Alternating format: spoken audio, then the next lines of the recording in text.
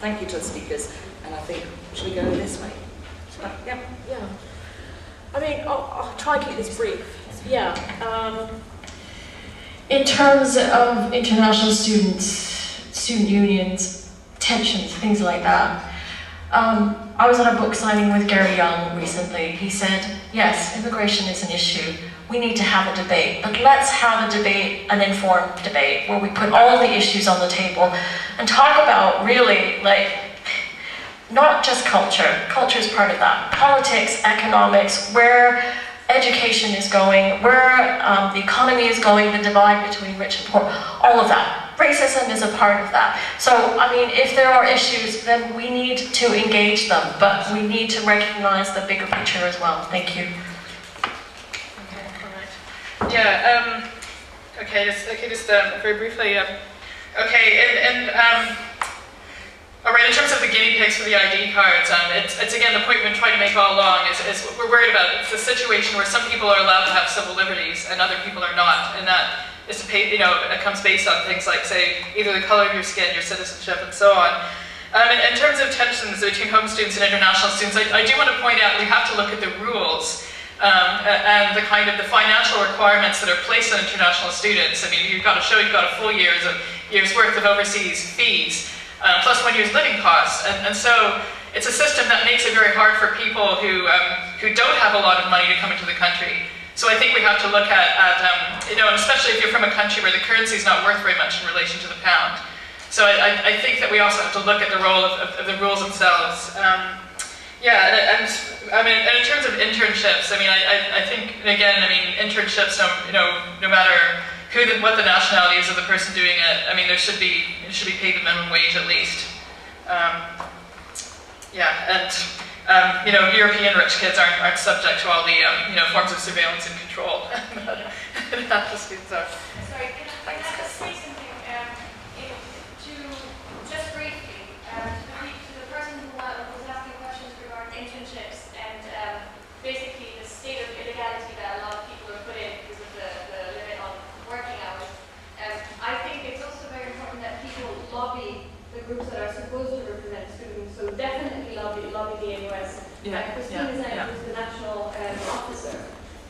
I think she's very cautious at the moment because she just took out the post. But the more people, the more pressure she actually gets from her base, the more she will be forced to really campaign it. And then you have to campaign the UK CISA, the actual council for foreign students, because if there is a body that is meant to represent all of you and who should take up these issues, that's what you have to do. It's a very tricky situation, obviously, because as non-EU or UK citizens, the ground on which you stand is a rather shaky one. It's moving sand. But there are bodies that are there, so you should address them. And we're all doing this. I mean, there are various people, there are various organizations who are also, addressing institutions, addressing the government. But the more there is, and the more the student body itself and international students make their discontent heard, the more it will be possible to actually at least overturn on some questions the situations. We're all, I mean, the people who are UK citizens, EU citizens, and who are willing to defend all these questions are doing it already, but we need international students to also make themselves heard, because otherwise we kind of lose the legitimacy that we have ourselves. So we need all of you to become vocal about it as well. So it's great that you speak up, but then, relay your information, relay your stories, relay your queries to us, and also relay your queries to the people who are supposed to represent you. That is what they're meant to do, that is what they're paid for, so hold them accountable for that. Yeah, and very briefly, and I think another issue is that there's a real lack of a voice in the media for international students, and then all we usually hear are people like, say, Dominic Scott from the UK Council of International Student Affairs, who will talk about how it's great that, there are all these control systems in place because it's keeping everything accountable. But I think one of the issues we have to really address is the lack of representation of international students in the media. Just wanted to add that. And right, exactly. Thank you. I'm not sure I'm competent to answer some of the questions that were addressed to us from the audience.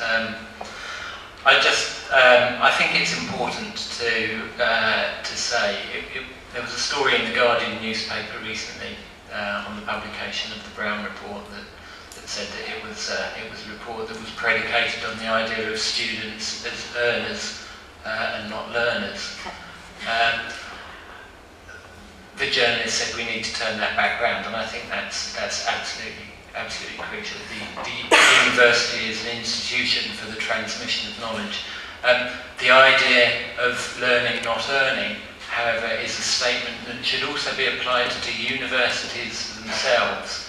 It seems to me that there has been way too much emphasis on the part of university institutions in the way that they treat their students. It's a matter of considering students as a source of revenue and not as a source of challenging knowledge that could expand the scope of the university system.